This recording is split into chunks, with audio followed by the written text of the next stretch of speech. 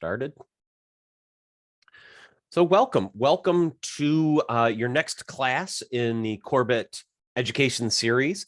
Today is Content and Publishing 1. So as the 1 indicates, I'm sure you're aware, that means there's probably going to be a 2. That's actually coming up tomorrow, where we're going to spend a lot of time in the design tool, the actual, we call it the builder tool for creating new content.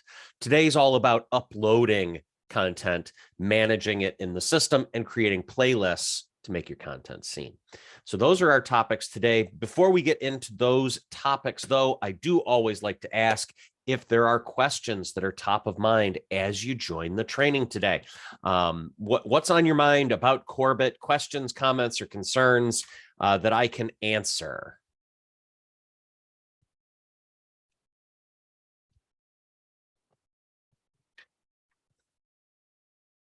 I'm not seeing anyone race off mute to get a question in. Just a reminder, we want to keep it an interactive session. So if you do have questions, ask them as you have them. Questions, comments, concerns. We want to hear it, even if it's internal, even if it's like, well, I know Ed won't have the question or the answer necessarily, but I want to make sure the question's out there. So don't be shy about those types of questions. You can use the tools here in Zoom. You can raise hand, you can chat, or just come off mute. Again, please let me know how we can help in the moment. The recording and the materials will all be sent after the training, as we've done in the past. So Content and Publishing 1 is today. More information about the Media Manager and how you can store and manage your assets, your images, your videos, your documents that you're going to display inside of Corbett, some content organization, some ways that you can actually import content automatically from common cloud solutions like OneDrive or Google Drive. We'll talk about launchpads and layouts.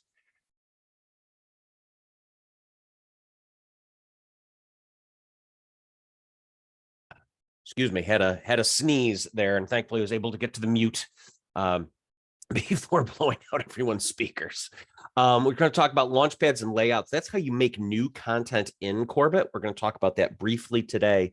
More about layouts and the builder tool tomorrow. And we're also going to spend time today with playlists for content scheduling. So the ways to make content seen on your screens. That's how stuff knows where and when it should show up.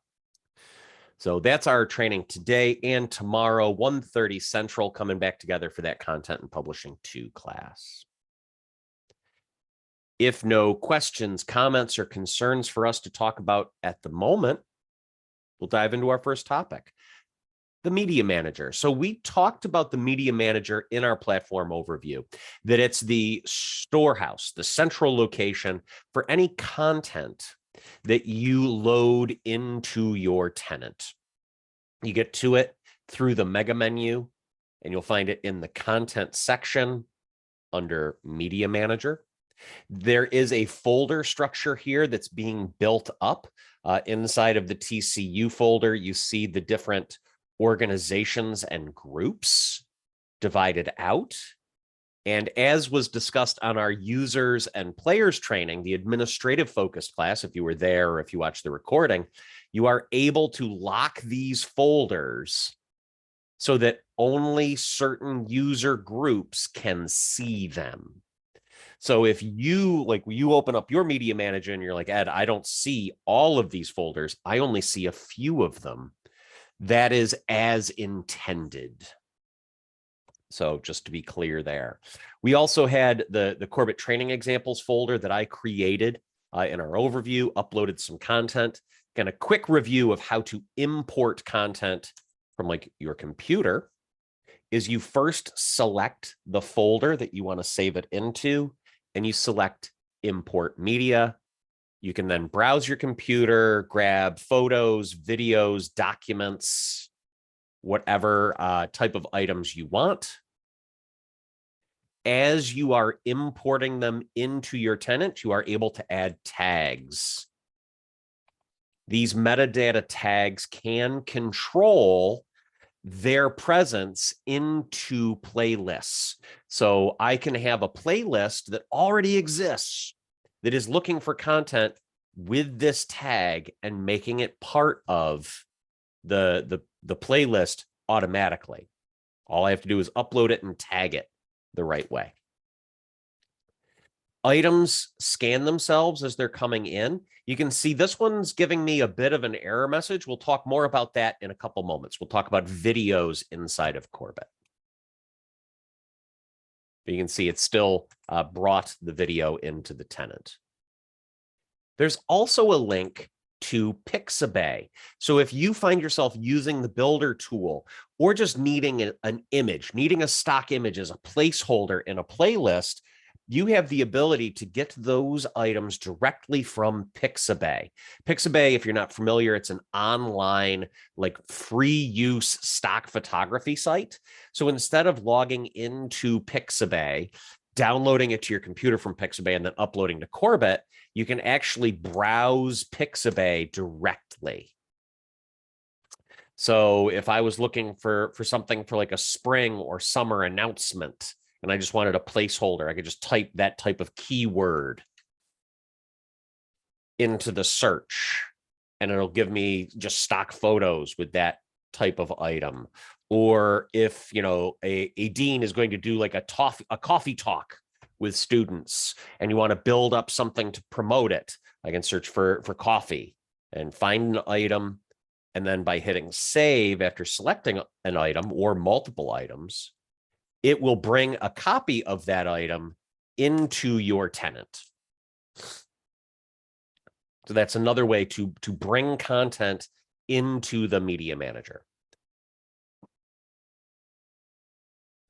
Still a manual process of going, you know, clicking that Pixabay link. What questions, if any, do you have about the media manager? Some of the stuff we've looked at in our previous class, but I want to make sure there aren't any questions before we talk about another way content can be brought in.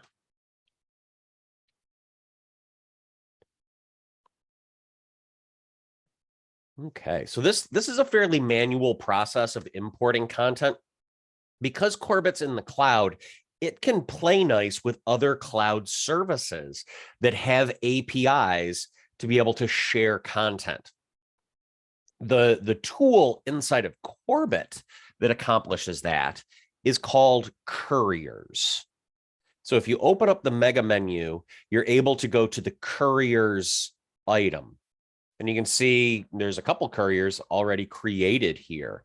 So what couriers do is they create a persistent linkage to an online storage space, specifically Google Drive, OneDrive, Dropbox, Box, or Adobe Experience Manager. Those are the 5 that we're able to link to.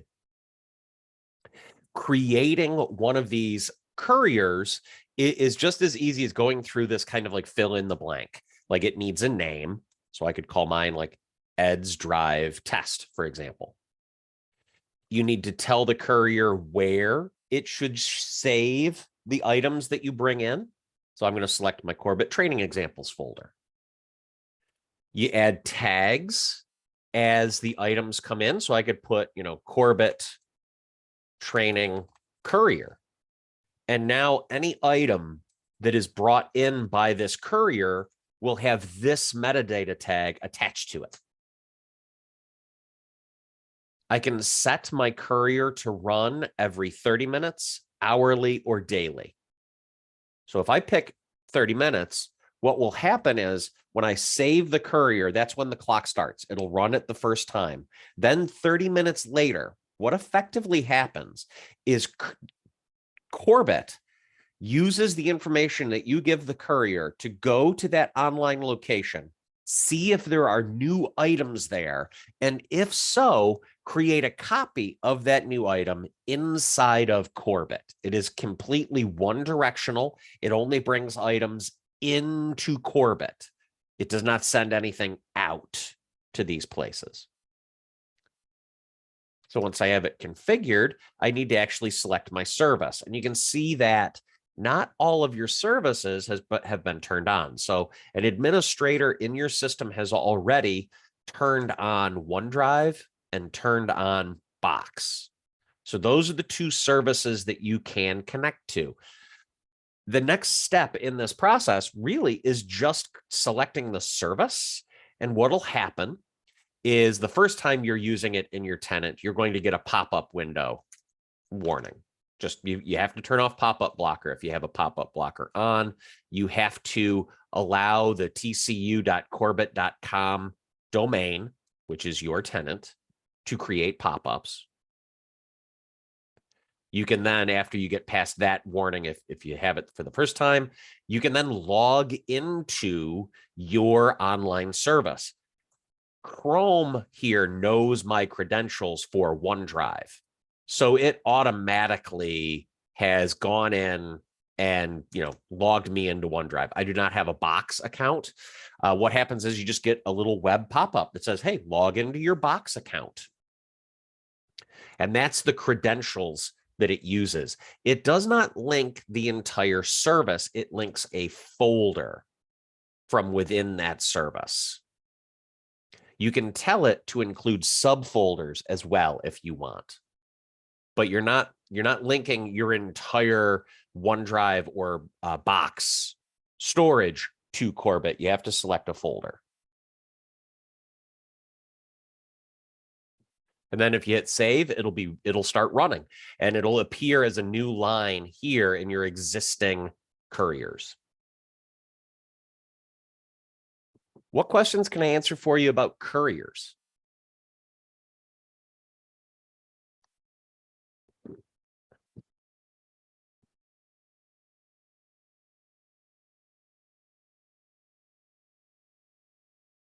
Okay, no questions about couriers. Now, once a courier is running, it just copies whatever's out there in that storage location into Corbett. So after the courier runs, you still just end up with an item in the Media Manager. So you end up with a copy of it here inside of Corbett. It is not like permanently just opening that cloud storage. It just copies whatever's in that cloud storage location into Corbett. So you get new copies of stuff.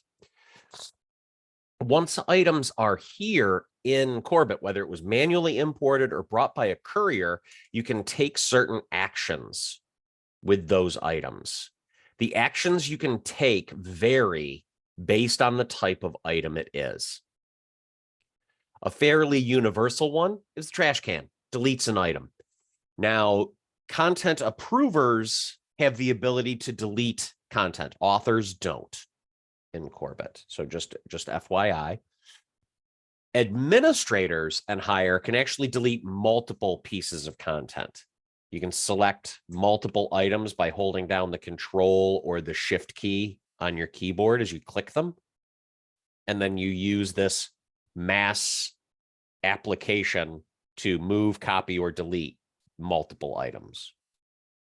Either way, with the trash can or the multiple item delete, the system will give you a warning of like, once you delete this, it will be gone from Corbett. There's no trash can, there's no recycling bin, there's no recovering it.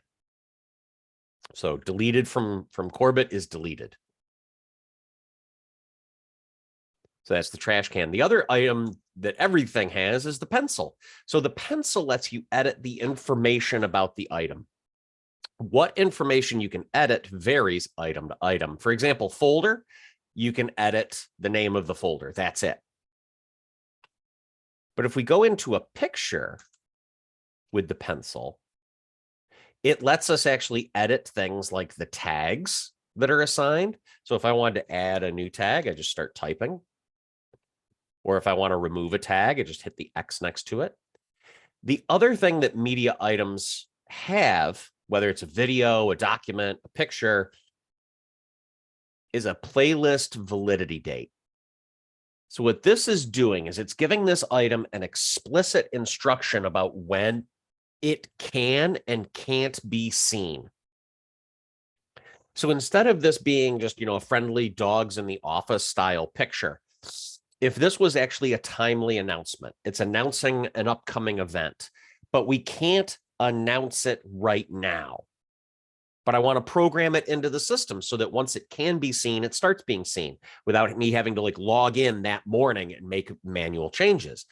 So how I can handle that is this item. If this item has that kind of like, this shouldn't be seen before type of information, I can add a validity start date. So I could say, for example, that this item shouldn't be seen on any screens before 9 p.m. today. So if I hit save at that point, this item, even if I put it onto a playlist and I tell that playlist that it should be seen all day, every day, this item would be skipped by that player displaying that playlist because it's not valid yet. 9 o'clock local time to the player. When the player knows that the item is valid, it would start showing it. You can also add end validity dates. So this is announcing an event. It's announcing an event that's happening June 16th and that event starts at 9 a.m. So there's no point in this item being seen after that time and date. So I can add an end date to that item. You can add end dates without start dates without end dates, or you can add both. Like they're independent of each other. So that's one of the things you can do behind the pencil. Pictures have a couple options. You have a crop tool. So let's say this item, I wanted to show it full screen, but it's not actually the ratio. It's not the dimensions of a screen. So I could try to like eyeball what size it should be to go onto a screen, or I can tell the system that I want to lock my selection tool into one of these common ratios. So if I click 16:9, now no matter which way I move that selection tool, it has locked on to a 16:9 aspect ratio. So now I could even like rotate the picture a little bit, take this part, hit save. Now I'm going to get a new copy of an image cropped down to those dimensions. Images also have a color filter option where you can apply different colors and color effects. Also creates a new copy. So it leaves the original, preserves the original. One of the things to be aware of, though, these new copies are completely new copies, so they do not inherit any of the tag or validity date information that the original had. So it's something to be aware of. We also talked about documents in our first class. It's worth repeating again that with certain types of documents like PowerPoints and PDFs, what the system will do when you import one is it will create a new folder with the same name, and it'll take each individual page or slide and create an image file for that item. So that's how the system will handle documents, PDFs, and PowerPoints specifically. It won't do like Word documents, for example, just PowerPoints and PDFs. Get a new folder.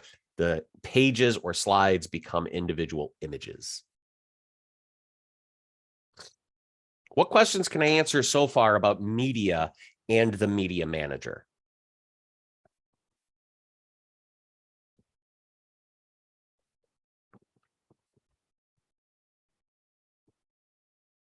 Okay. Let's talk about videos in Corbett. Corbett has the ability for you to upload video files into Corbett, add them to playlists, just like you would images. But digital video is a lot more complex than an image. Let me ask, how familiar is everybody on the call with digital video?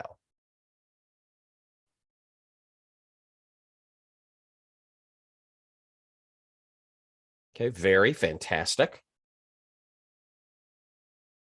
Would everybody say that they're right up there with Michael, that they're very familiar with digital video?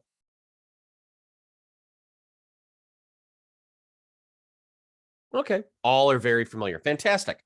So the key condition that you have to think about with digital videos in the system is bit rate. So as you know, the more complex a digital video is, the higher its bit rate. The more complex it is, the higher the bit rate, the harder it is for something to actually play it back well. So that is why inside of the Corbett system, we set a max bit rate. And that's what's wrong with this video. That's the warning that it's giving me. It is telling me that the video file I uploaded is 25,000 kilobits per second, or roughly 25 megabits per second. But the limit for bit rate, the standard bit rate limit in our service is 5 megabits per second. So that is the max bit rate that a video can be to ensure that it can get out to the players well, and that the players have enough, power to play it back well. If I were to actually put this on like a lower level digital signage player, it would stutter, it would stop, it might even crash the player. Like, it's just too complex for a simple video player, media player to decode. So if all of you are extremely, very familiar with digital video, you probably are aware of tools at your disposal like Adobe Premiere or Handbrake or others that allow you to transcode a digital video to a lower bit rate. So that's what's going to have to happen. If I really wanted this video to play in Corbett, I would either need to go back to the source, go back into an application I already have on my computer, and transcode that video to be below 5 megabits per second. Or for our clients that don't have that type of software at their disposal, we do have a transcode option in the actions here. It does not transcode in the cloud. What it does is it opens up a window where you can download the Curt Convert app, which is just a lightweight video transcoding application that runs on PC. We don't have a Mac version, sorry to say, so you'd have to, a quick Google search of like free Mac video transcoder if you need a Mac version. But the only real advantage of Curt Convert is its simplicity. You add the video file you want to transcode, you select an output codec that is available, either MP4, VP8 or VP9 for WebM, and you say which folder on your computer the new file should save. So the question, why not build it into Corbett? You're pretty right there on server load. We are not a video transcoding in the cloud service. Video transcoding is incredibly intensive when it comes to processing power. So we're not building our service around being an in the cloud video transcoding service. We provide this service for free, this software for free to clients that don't have another resource.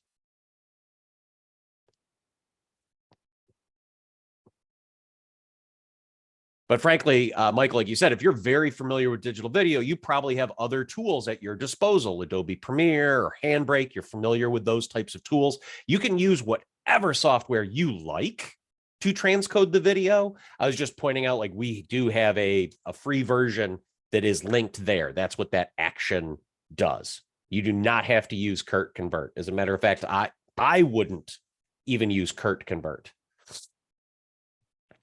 I would use another tool at my disposal like Handbrake, but I'm also someone who's familiar with how to use Handbrake to get at the right output format. Whereas this Curt Convert's meant to be for the, like, how does this work? We don't know. We just need this video to play. Okay, here you go. Here's this lightweight software. Go ahead and run with it. As almost a courtesy. It is not really a requirement, but just to help people get their videos in line.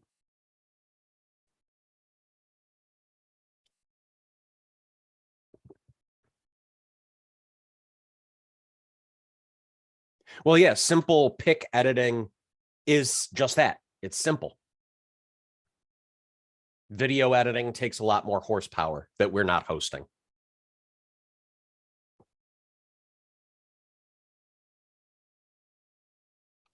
So that is videos and just that video bit rate. That video bit rate only applies to videos that you're uploading. If you are referencing a video, say from YouTube, we're not giving it that type of scrutiny on its bit rate. This is simply for upload to Corbit, add to playlist, so it actually gets downloaded to your players. Whereas using something like a YouTube element in a design or an external URL element to pull in video is really just playing streaming video. So the media player has a lighter workload to stream it. It's being, decoded out there. You're just bringing it in, which does have network and traffic implications, but it's not high processing power. It's more network implications. What other questions can I answer for you about video items loaded into the Media Manager, or any items loaded into the Media Manager?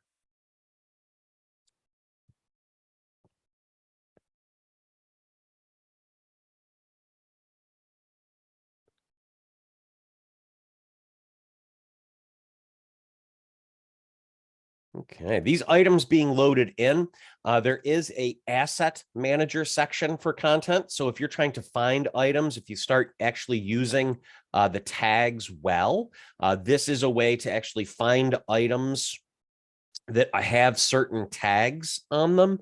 And you can also find untagged content. So if at some point you do start using tags as a driver for your content, you could then say, okay, well, what's untagged?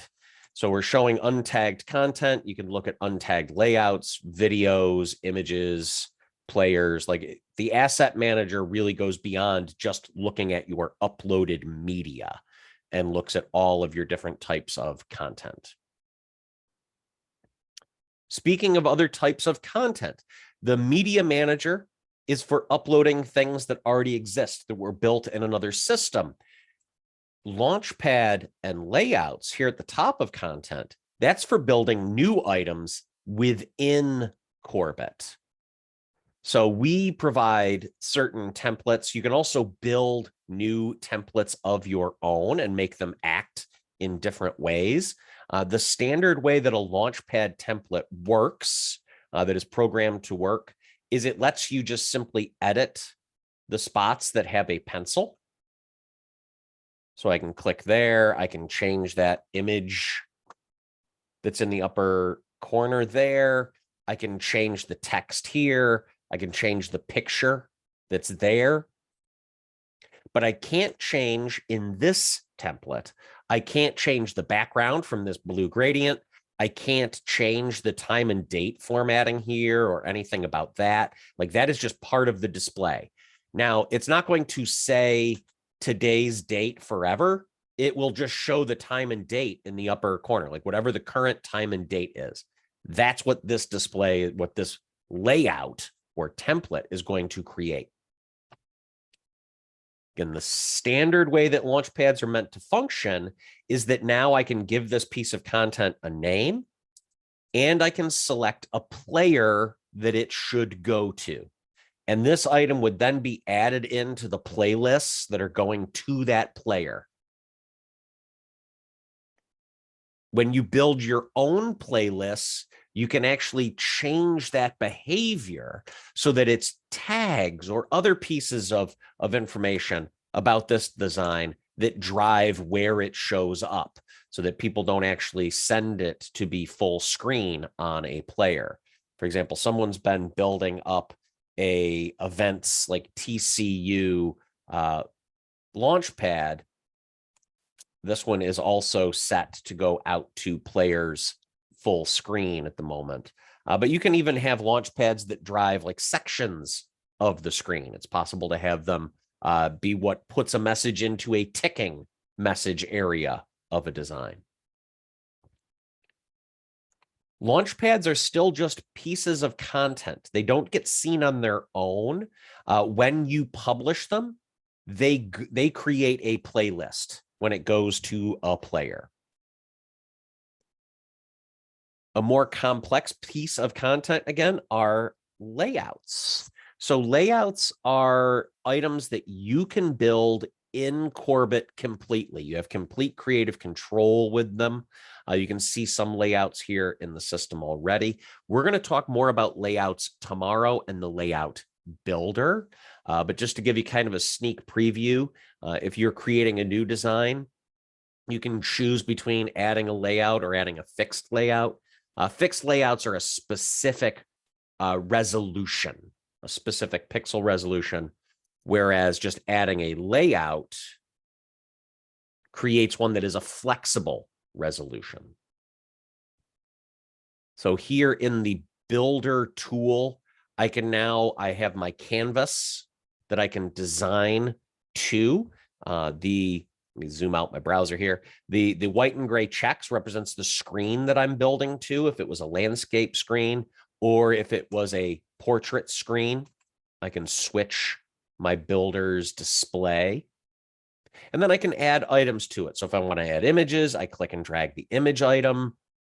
And then I can pick from the media manager, or if I want to add a ticking message, I can add that to an area of the design. So this builder tool, we're going to get into much more detail tomorrow. But with builder tools, when you save them, or if you use the Launchpad to actually create a new piece of content, it saves that new content as a layout. This is the area where those things would be saved, those new constructions. Again, a little more on that tomorrow, because what we're going to talk about the rest of today is making this content. So these items, they're just content. They're here in the system. How do they get seen? Well, if they're images, videos, layouts that are just meant to go onto a screen and be seen and not interacted with, they go onto a playlist. Good question there. So my monitor is vertically mounted, but it's 9:16. So you can't set that up as your default for any displays. But what you can do is just use the adaptive design, the standard layout. As you're building it, you switch it to portrait view in the building tool, and you build your designs. When it goes out to a portrait screen, it'll end up scaling to a portrait screen. If it ended up going to a landscape screen, it would just scale that design to be landscaped. That's what I mean by it adapts.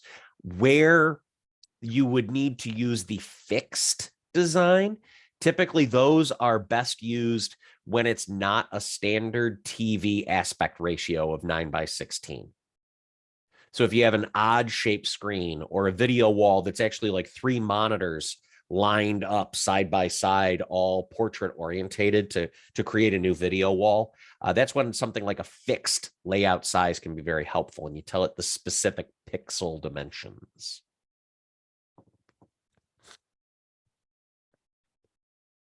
Okay, now making content seen on that screen, whether it's a video wall or a portrait or a landscape single screen, there needs to be a playlist. That's the mechanism that tells what content to show up on what screens and when. So we started building some playlists before. I'm going to build some more today. I'm saving them into the folder that I created for my Corbett training examples. Again, there are folders here in your service already set up. Again, these folders can have limits set to who sees which folders. So if you're not seeing all of these folders, or if I turn my folder view off, if you're not seeing all of these layouts that are showing up on my screen, it's simply because you don't have permission to see the folder where that playlist is stored. So I'm going to create a new playlist. When you go to create a playlist, you get 2 options. You can add a playlist or you can add a Clever playlist. I recommend getting comfortable picking this second option to add a Clever playlist. It gives you more options, more control, more programming. To kind of illustrate that, I'm actually going to start with the first option, adding a playlist. I like to think of this as adding a simple playlist.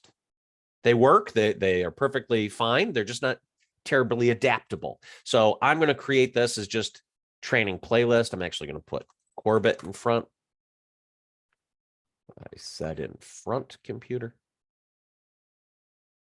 So Corbett training playlist, I can pick like a default animation between items here in its beginnings. And I really have to do these things in the beginning of it.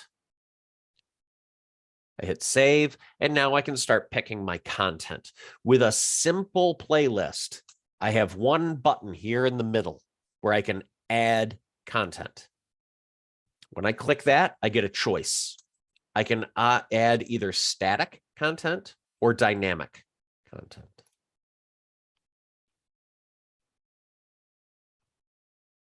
And once you go dynamic, you can't add static.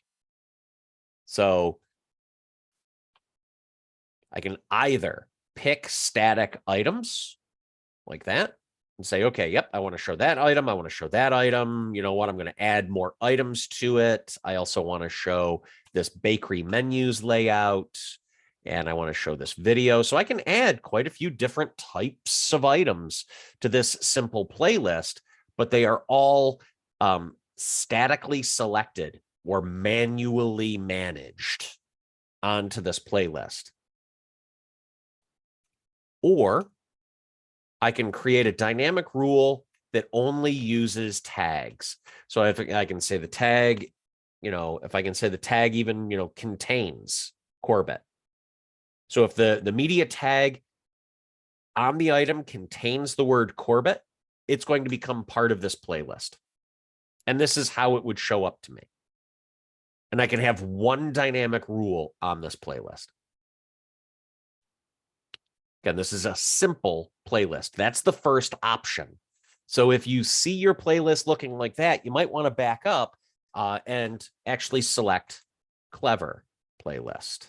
So I'm going to give this a name. You can see it takes me straight into picking and setting up my playlist. It doesn't give me that pop-up in the beginning. I'm going to call my training playlist Clever 2. I can now add either statically chosen content, like pictures, videos, layouts, and URLs. I can add those manually, or I can mix and match in dynamic content with this little rocket ship. I can actually create a rule that automatically manages my content. So this rule could be based on tags. I'm going to call this a tags example. So I can say if the tag is Corbett training, I want to add it to this playlist. So you can see every item I have tagged as Corbett training is now in this playlist. And it even gives me a little thumbnail to give me an idea of what I'm pulling in. It doesn't show everything. It only shows up to 9 of those items. If I want to edit this rule, I can just click this lightning bolt here and it opens the rule back up. So maybe I want to add, if the tag is Corbett training, or I can add more tags onto the list. I can also get very detailed. I can say, if the tag is Corbett training, I want to show the items, let's say for 10 seconds each. I'm going to click my plus here in my options because I want to also say that the order should be A to Z, named order. And then I click add again. It saves my changes, and it actually changes up what it's going to show. I can then add another dynamic rule, a different one. Here's one for folders. I can say if the folder is Corbett training examples. So if something's in the Corbett training examples folder, I want to show it for, say, 10 seconds, but I don't want to show all of the items every time. So when this playlist plays through, it's going to show this, it's going to show this, it's going to show this. It's going to show every item tagged as Corbett training, but I don't want to show all the items in this folder. I want to show 2 items in this folder. And we'll have them play in random order. And I only want to show image content type that's in that folder. So if something else gets dropped in there, I want to leave it out. So now when this playlist plays through, it'll show this for 30 seconds. You know what? I don't want that to be for 30 seconds. Let's set this to 20 seconds. It'll play this video for 94 seconds because that is the video's length. It'll show this layout for 30 seconds. It'll play all of this rules items. And then this rule is going to play for a total of 20 seconds, 2 items, 10 seconds apiece. If I want to change the time or information about that, again, it's just going into that lightning bolt saying, you know what, let's show each item for 12 seconds. That changes the roll up of the time. That's picking the items, setting up the items. Now, how you tell this playlist where it should play is by picking the players down here. So you've got a lot of players in the system. Again, with players and player groups, you might not see every player. You likely will only see the players that are part of your group or your organization that you're responsible for, because you can have that limited view from your administrators setting that up. So I could select here individual players or player groups. Player groups have this kind of gray lined view. Now that I've selected those, they are part of the assigned players and groups. Now, nothing's actually going to those players until I hit save on this playlist. I haven't actually saved anything yet. So I actually don't want to send this to your screens because this is just an example playlist. So I'm going to hit my red X here and remove those players. But that is how a player receives a playlist, is by going into the playlist and telling it which players it should go to. Along with giving the whole playlist player assignments, you can also give it scheduling assignments. So I could say, you know what, this playlist isn't meant to be seen until June 1st. I'm building it up now, but I don't want it to actually start playing until June 1st.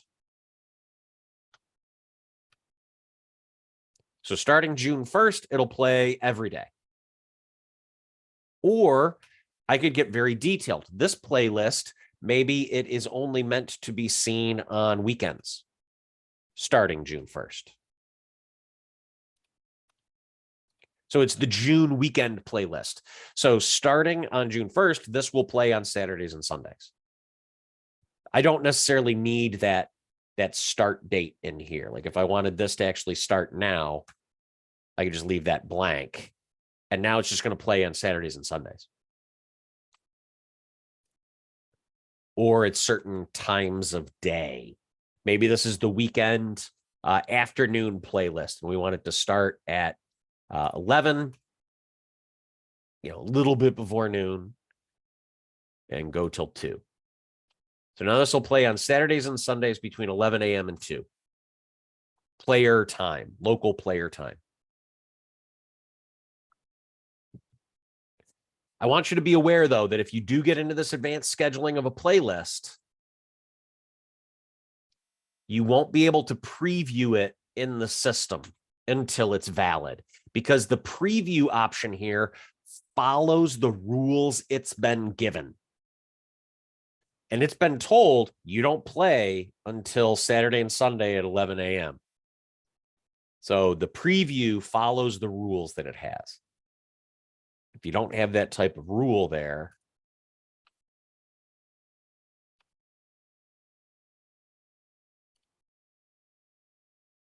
it will actually preview here in your computer and start playing. Now, again, Arthur, you mentioned, your players are portrait. This is another thing that Corbett doesn't really default to. You can't select it as a default. Landscape is the default on previews. So this, when I open up a preview anywhere in the system, it goes, okay, you're going to look at it in landscape. You can switch your preview, though. You can say, no, my display is a portrait display, in which case this would be giving you the preview like, okay, if this item, if this video goes to a portrait size display, this is what it's going to look like. You're going to get vignetting on the top and bottom, and the video is going to play as big as it can. But because this specific video is a landscape formatted video, it's not going to look great on a portrait orientated screen. But you can control your previews here in the upper right. That's playlists. That's how items get told when and where to show up. At the kind of entry level to playlist, there is another level deeper where you can automate within a playlist. So for example, I want to send this playlist to multiple screens. I'm going to send it to multiple players. But there's items in this playlist that I only want to show up when certain characteristics are met. So this isn't talking about like every item in the playlist. Maybe it's this rule, this tag example rule. And I only want this content to play. So if it's got the Corbett training tag, I want it to be part of this playlist. That picked the content. But if I click this content button, it opens up when options. So here I can actually say, yes, if it is tagged Corbett training, I want it as part of this playlist, but I only want to show it when certain conditions are met. Lots of different options here. One of them is metadata.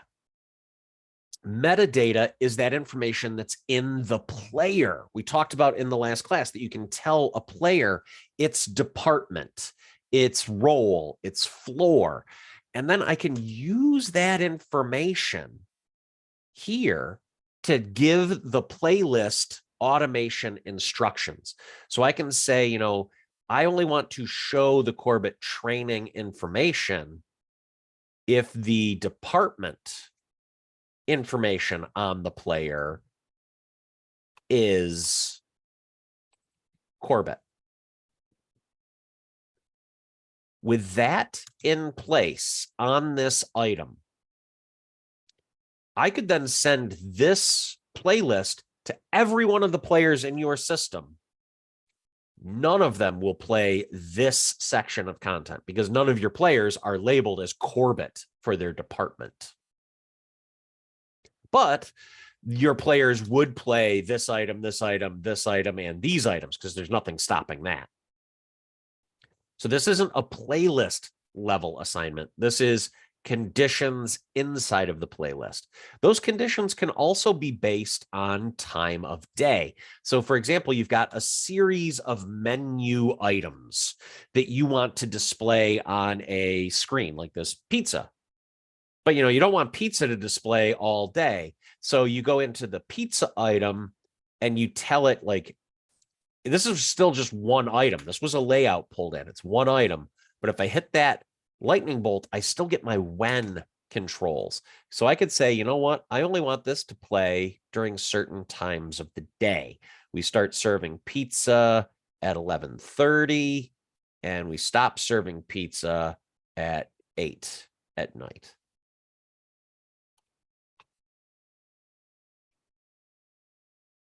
So you can have like the menus for one screen all together on one playlist, and you can use the individual conditions so that the menus only show up at the right time of day. That way you end up with one playlist for that cafe screen versus having the morning playlist, the afternoon playlist, the evening playlist, and trying to keep track of what's showing on all of them. You could just have, you know, cafe screen playlist and then have each item control itself.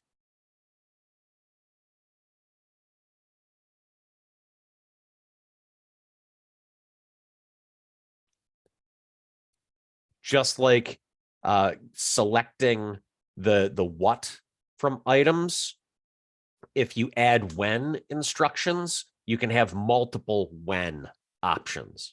So I can say if the date and day of week is Saturday and Sunday. And then I add another condition for time of day.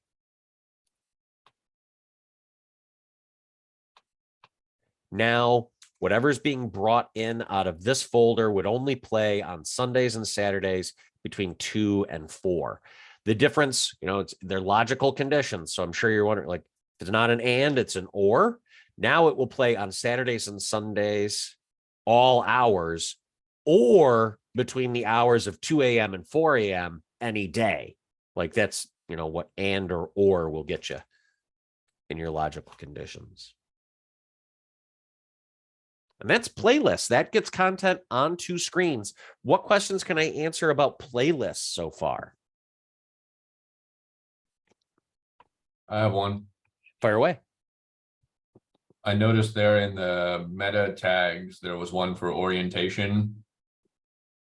So I was wondering, like, do the players know what the orientation of their display is? And I guess we will be programming that into the meta tags for each display. Yes, you'd have to go in and tell the player, like, you are a portrait screen, you are a landscape screen. Yeah. Okay, that's cool. But then you can have, like, we have a folder of messages, and you can have each item like tagged and say, yeah, I want to pull in the items that are, tagged in this folder as landscape. And then they go on to the playlist that goes to the landscape screens, or it's tagged, portrait, and it goes on to the screens that are portrait tagged. Yes. Yep. Any of that metadata you can use for that automation. Okay, thanks. And there was a question into the chat, the calendar view to find gaps in playlist times. So the calendar view is for each player. So you have to be an administrative level user to be able to get into the players, and you can then see the calendars that show you the playlists assigned. And if you hover over the playlist, it'll give you the time or days that it's meant to play. So since that one's a much more simple playlist, we'd really be able to see gaps? Like, say, for instance, I had something that ran until 11:55 on a day. It ran all day from 12 a.m. until 11:55 p.m. I would see that 5-minute gap somewhere on this calendar. I mean, I guess I could go in and look at week or maybe even day view, and I'm going to be able to see a little bit more detail on that particular piece. That's something we struggle with a particular player that we manage. Gotcha. I'm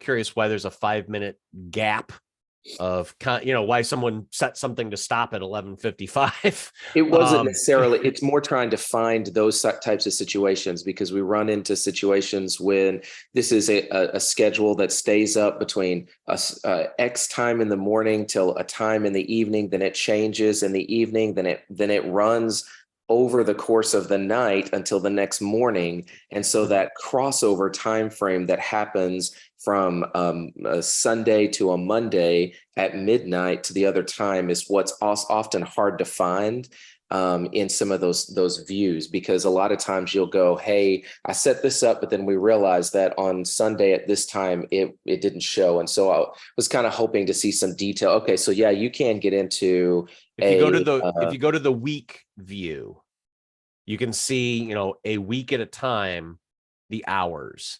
Okay. So this player only has one all day, everyday playlist. But if we had a more complex one that was showing other pieces, then we'd kind of get an idea of that. That's what I was kind of looking for. Yep. And this is a player concept, because you're looking at the content assigned to the player. The individual playlists don't really care about each other. But you manage the playlists themselves with when they're going to display, and then you can look at the calendar view to then assess, did you set your playlists up right? Correct. And then if you're in this calendar view, you can click on a playlist. It opens a new tab, and it takes you to that item. So this, biology multi-region using clever playlist, the thing assigned to that player only has one item in it. And this gets into some of the advanced like use of playlists. So this item only has, this playlist only has one item in it.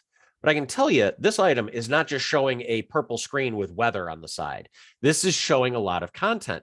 And this is how you can actually take playlists and rather than send them full screen to a piece of content or full screen to a player, you nest them within a design. So, for example, this layout, we're now in the builder tool, building layouts, uses the playlist element to play content in this area of the screen. So what's going to the ultimate screen and player that we started this journey on is this one layout. It holds the screen forever. That's what the 0-second time gets you. And it is showing items in this center area from the Biology Clever Playlist folder. That's the playlist name that's playing there. Biology Clever Playlist folder. Whatever's on that playlist shows in that area. And because this one has a layout that's permanently up, but then has an embedded playlist, does that mean that when I go look at the calendar for that one, that I'm still going to see the playlist calendar instead of a layout that's covering that up? I'm assuming that's how that works. Well, you end up seeing, I think this is the one I had. So what plays on that screen is this. This is what's playing on that screen. This, not live. This is, starting the playlist up. So you've got a playlist playing in the center and these items, you got all this. But if I look at like what is assigned to this player, the calendar, it is one item. It is the one item that is on and holding the screen. If I want to see what's playing in the center, I need to go to that playlist specifically. So in a case like this, where we built out a layout that ran the entire time, but had embedded pictures on the inside of that layout, then the only way I wouldn't be able to use the calendar to identify gaps. I'd really have to go look at the playlists directly themselves. Correct. Okay. Because the player just knows all day, every day, I show the biology layout. That's what I'm showing. Whether there's a picture there or not. Yeah. Well, whether there's something in the center or not. Mm-hmm. It's always going to play. Now, I was also going to mention that you have the ability, knowing that one of your concerns might be gaps in playlists, because what you don't want to necessarily see is the Corbett, like, we got nothing for you thing playing. That's the default content that plays. Like if a player has nothing else to show, it shows the default content. You have the ability to create your own default content playlist. So I'm going to go to the KB for it, our knowledge base. I think we talked to Josiah about trying to make sure that we just add like the TCU 150th logo that at least comes up in the middle of it. Yeah, exactly. So basically all you need to do is create a playlist called Corbett default content. That would be its name. It's tagged Corbett default content. And then whatever you add to that playlist is what will play if there's nothing else. So it overrides those Corbett like logos with whatever you'd like it to be. Perfect. Yep. So that way, like, understand that difference in how we would look at schedules, because I think the one that we struggle with has full screen coverage of pictures on it instead of a template. So I think that that's how that one's built, but I'll have to go look at that so we could see if we could utilize the calendar to manage gaps. Yes. Well, which player is it? Do you know off the top of your head that you're referencing?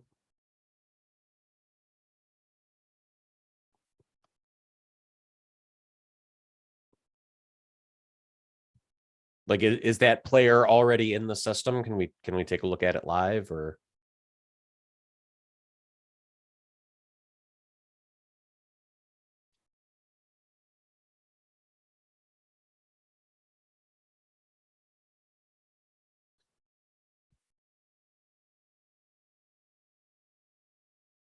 don't know if I've lost my audio or if. Oh, hold on. That was me. I accidentally tapped mute. No, that was me. I don't have the player name on Okay. that one. I don't know it unless he put it in under player description, because Rob's not on the call. He's the one that normally deals with it. So I wasn't positive whether or not, I know it's been moved. I just wasn't sure whether or not it was, what the name of it was. Gotcha. Can you sort by player description and see if, let's see if we can see it real quick. Yeah. Wall TCU wall. It'll be library help desk frog pad. Keep going. MSQ, keep going. Frog pad. Yep. Frog pad. That's them right there. Look at the center display for that one. So that one's LIB 100 Nook 08, I believe is what that was. Yep. So what's playing onto that screen is the playlist library, frog pad center, clever playlist, pulling from a folder. It is right now these 3 images. It is scheduled all day. It is the only playlist onto that screen. And I think that's what we've done right now, but eventually it's going to have some different things, because you can see how when we're open at 8 o'clock, it says we're open until 5. Then when it hits 5 o'clock and we close, it says that we're, closed until 9 a.m. the next morning, which crosses over a day. But I also see, like, this isn't a different playlists.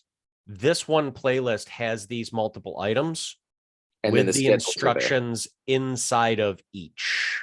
Mm-hmm. So what you're not going to see different playlists scheduled to that player on different schedules, because the player is receiving one playlist. Within that playlist, each item has its own time controls. That is how this is built at this moment. Would we be better off, instead of doing it as one singular playlist that plays all day and then managing the pictures, building out 3 different playlists that then manage each one of these separately, so we could look at it on a calendar and make sure that it's done correctly when we make changes? Well, that would be completely up to you. Okay. Do you want that machine, that media player, to have one playlist that you go to and manage? Or do you want it to have multiple playlists, so when you do make a change, it is potentially harder to track down all of the playlists that are affecting it? True. But in this case, we could actually manage it against a calendar when we make changes to them, and our hours change at different points in time. So that's something good to think about. Cool. This is exactly what I needed to know, so I appreciate it. Yep.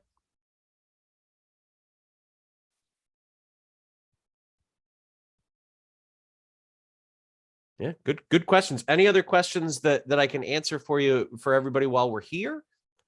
We're a couple minutes over. I appreciate those that had, open time to hang with us. And I understand, some people had some hard stops, so also not a problem. If you're listening to the recording and you have questions, you can, of course, save them for tomorrow for our next class, or reach out to me between classes. Always an option. My least favorite type of question are the ones that people forget to ask. So please let me know how I can be of assistance as we go through the classes. If no other questions today, I'll be sending out the slide materials and our recording in a little bit. I look forward to seeing everyone tomorrow, 1:30 Central, for Content and Publishing 2, where we get into the Builder tool, where you can see how we can make layouts, like that biology department layout that we were looking at, how those are constructed and managed, and some of the different options inside of that tool. So I look forward to that tomorrow. I think I've vamped long enough that if people had questions, they would have thrown them out. Thanks, Ed. Yeah, no problem. No problem. Look forward to seeing everybody tomorrow. Hope you have a great rest of your day. Y'all too. Thanks. Thank you. Thank you. Have a great day, everybody.